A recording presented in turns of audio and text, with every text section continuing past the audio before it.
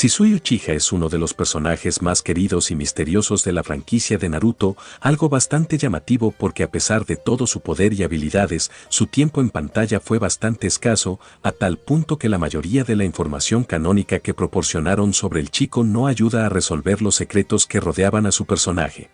Por el contrario, los aumentaron de una manera bastante interesante si se considera la popularidad que tiene. Shisui era muy diferente a la mayoría de su familia porque había conseguido librarse de la maldición de odio de los Uchiha. Era un personaje que amaba la paz y quería vivir en un mundo pacífico, y esos fueron los mismos ideales que le inculcó a Itachi mientras entrenaban y pasaban tiempo juntos.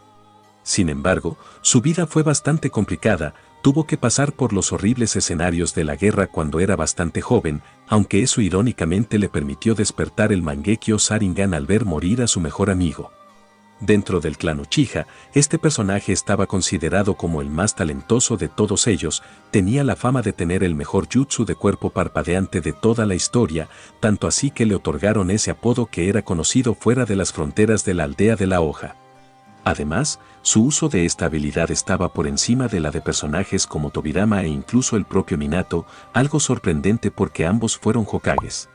Sin embargo, más allá de las habilidades innatas que tenía el miembro del clan Uchiha para las batallas, su reconocimiento y pánico entre sus adversarios se debía al genjutsu exclusivo de su Mangekyo Sharingan, el Kotomatsukami, considerado por el propio Itachi como el genjutsu más poderoso de toda la historia.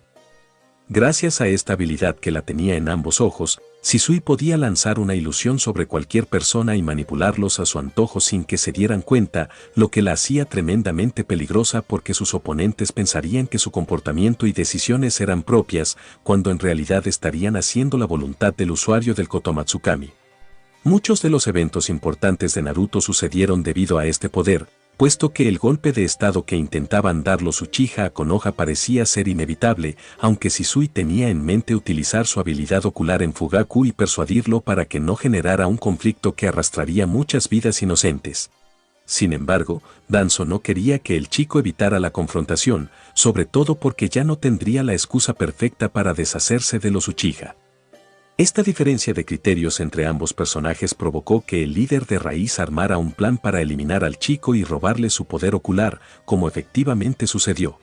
Sin embargo, muchos fanáticos de la serie se cuestionan la forma en la que el autor decidió estructurar esta parte de la historia, puesto que si el chico era tan poderoso, ¿cómo fue que un anciano con un bastón logró derrotarlo en aquella batalla, viéndose este escenario como una grave inconsistencia argumental de las habilidades del Uchiha?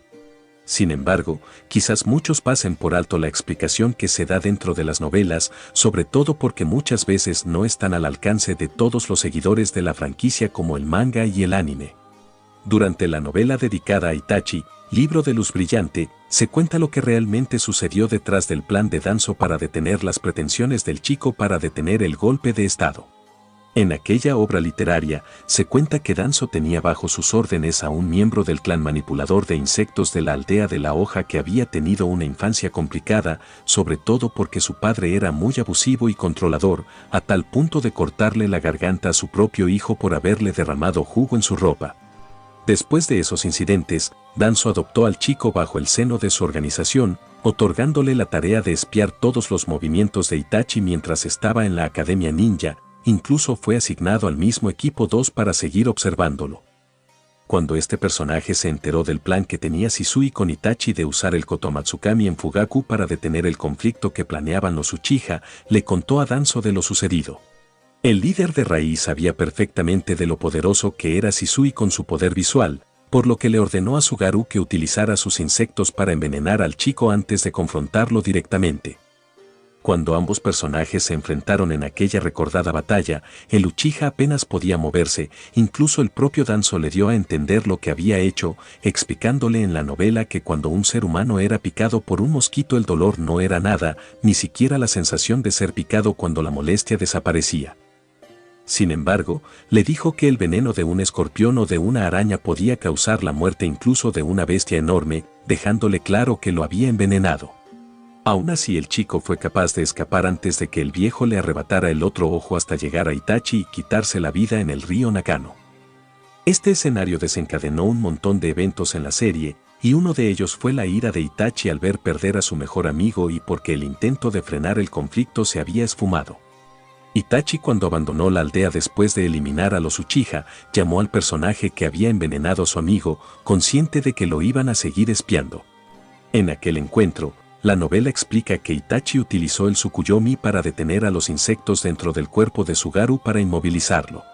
Luego de conseguirlo, utilizó por primera vez el Amaterasu para quemar a este personaje hasta dejarlo en cenizas, vengando a su amigo antes de marcharse de Konoha.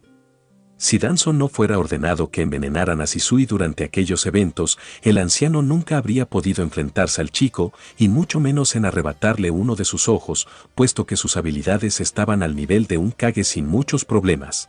El grave error del Uchiha fue haber bajado la guardia, y en el mundo ninja eso es un precio muy alto que tienen que pagar aquellos que lo hacen, y el chico fue uno de ellos.